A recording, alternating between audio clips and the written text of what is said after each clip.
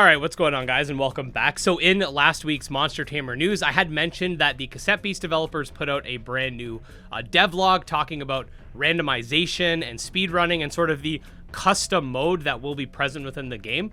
This is what we're going to be doing today. We're going to be talking about it and what I believe its implications are. Side note, I think I'm getting sick again, boys. So just don't mind the voice. I apologize. I don't know. Some people say my voice sounds sexier when I'm sick. So there you go. Anyways, let's read through it and talk. So, Cassette Beasts Blog 8, Randomization and Speedrunning. Make your playthrough unique with randomization or start the clock and aim to be the fastest. Okay? Custom game modes. Once you've beaten the game, Cassette Beasts has a number of options you can use to customize your next playthrough. While we recommend playing the game through normally on your first playthrough, these options can also be unlocked with a cheat code handy if you're playing the game on a different machine at a speedrun competition. The cheat code will be shared after the game's release. There you go. Okay, so you get some of these options. Tapes break permanently, so that's basically like permadeath.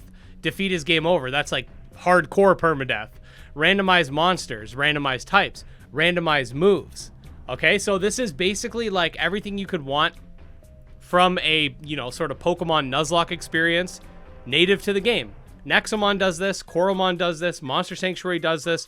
Now Cassette Beasts is doing this. Obviously, other roguelike games do this, like Abomination and stuff, but that's kind of like the main premise of their games. But these are games that are primarily story-based RPGs that are adding these options, and it's crazy to me because, like I said in Monster Tamer News, this is something that Pokemon fans have wanted, right? Like, this is something that has almost been like seen by the Pokemon Company as like a bad thing that people are doing because they're modding the games. So like you'd think as a developer, you'd be like, okay, the fans want this. Let's give it to them. That should help, initiate more sales. It should get people hyped, make people want to make content about the game, advertise their game, etc. But Pokemon doesn't do that. They don't give the fans what they want to the same degree as these indie devs do. Indie devs saw people like roguelikes. All right. Or not roguelikes, sorry, randomizers. All right, we'll add randomizers to our game, right? We'll add Nuzlockes. We'll do all that stuff. So you don't have to do that all by yourself. You don't have to, have a jailbroken version of your Switch or emulate in order to do this. So I think that's nice. Then they go through the features one by one.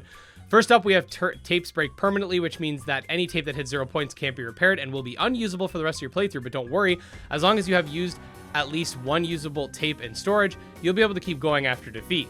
If you want to turn up the stakes more, turn on defeat is game over, where a single loss means game over, no matter how many tapes you have left. In Cassette Beasts, your party members take overspill damage when the tape breaks, so one big hit from an enemy could be enough to completely end your run. Feeling adventurous, Randomized Monsters lets you mix up the habitats of monsters as well as the starter and partner tapes. This is a great way to try out your monsters that you wouldn't normally use. With randomized types, my personal favorite, as they said, you can randomize monster species types as well as their color palettes and move pools to match. This isn't the same as making everything a bootleg species, which will always be a particular type, just not one you're used to. Right? So here you can see, like, they're completely random. Like, that's cool. Like, you can... It's one thing to randomize the stuff's type, but to actually have the palettes to match that's really cool.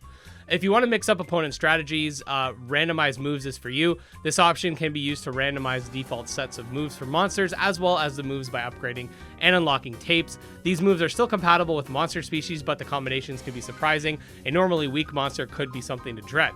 Finally, there's a random seed option, which can be used to control all of the aforementioned randomization options. It can also control the randomization of certain variables in game, even when no customizations are enabled. Perfect for speedruns. With this option, sticker merchants will always have the same stock every day, and cheats will contain the same items. So, the reason they say that's good for speedrunners is because if you don't know, so speedrunning has like several different categories. I'll use Minecraft as an example. I'm not a Minecraft fan, but I've watched enough Carl Jobs to know how this works. So there'll be like several different ways that people will speedrun Minecraft because the game's very RNG heavy. One of these ways is called like set seed, something like that. So basically everybody runs on the same seed, so there's the same RNG. So you don't have to use RNG in order to determine who's best, because sometimes those with the best RNG, especially Minecraft is one example, but RPGs are really like that too, where RNG, especially in a turn-based game, can mean a lot. So the set seed would kind of like go against that, give it a more like fair competitive feel to it when you're actually like speedrunning. So everybody would have the same RNG, everybody would have the same items. So it gives you like sort of a baseline, like just everybody experiences the same thing in order for speedrunning. Anyway, and another good thing, I should mention this real quick. That means you could share your seed with your friend too, and you guys could kind of go on the same journey. These are options. These options are answers to the Nuzlocke and permadeath features the community's been asking for. While there haven't been currently any options to enforce the first Nuzlocke rule, only one monster can be recorded per route. We'll keep an eye on the players that choose to interpret the rule in Cassette Beasts open world. Speedrunning and live split integration. So for you speedrunners out there, you might want to pay attention to this. And even those who don't, speedrunning is always interesting to watch and sort of understand. So a small but dedicated speedrunning community grew around our last game, Lena's Inception. After its launch, we learned a lot from this community about what it makes a game suitable for speedrunning and what doesn't, and this factored into Cassette Beasts. On all platforms, you can enable an in-game timer settings in the menu. This timer displays in the top left of the screen and records how long you've been playing a save file for. It automatically pauses on loading screens and during character customization. While in game, you can hold the middle mouse button or Y on a controller to speed up dialogue and automatically select dialogue options. If you have Live Split installed only for Windows, you can connect Cassette Beasts to the Live Split server component and automatically send split commands based on certain in-game events. The game tracks numerous stats in your save file for purpose of achievements. These stats include which bosses you've defeated, how many species you've recorded, and so on. Any of these stats can be used to trigger splits. The live split integration is fully configurable through an INI file, so you can create your own list of custom splits. Basically, an INI file just shows up like a notepad on your desktop. Very easy to edit, as you can see here. I'm not going to read through the example option, but the configuration file makes it very flexible. You're not only locked to certain bosses in a certain order, or even starting and ending your run at the same usual places. If you want the timer to start when you beat the first boss, split after you've recorded 3 traffic crabs, and then finish when you defeat a certain NPC, you can. We hope that this will make speedrunning and Cassette Beasts fun and easy for people to get into.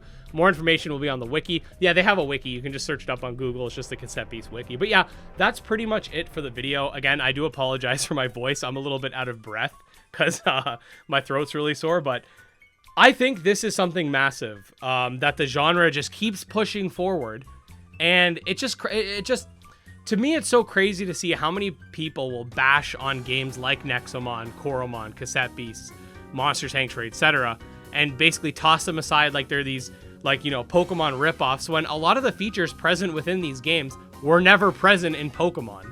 Like, I don't know about you, but I don't remember the last game that had a randomizer or Nuzlocke setting. You know what I mean? Like, that's something that the Pokemon fan community sort of put together, and now we're seeing that in actual games. Like, if you buy this game on Switch, you can play a Nuzlocke, even if your Switch isn't jailbroken, so you don't have to like patch it yourself. You don't have to do anything like that. You can just get the game and play.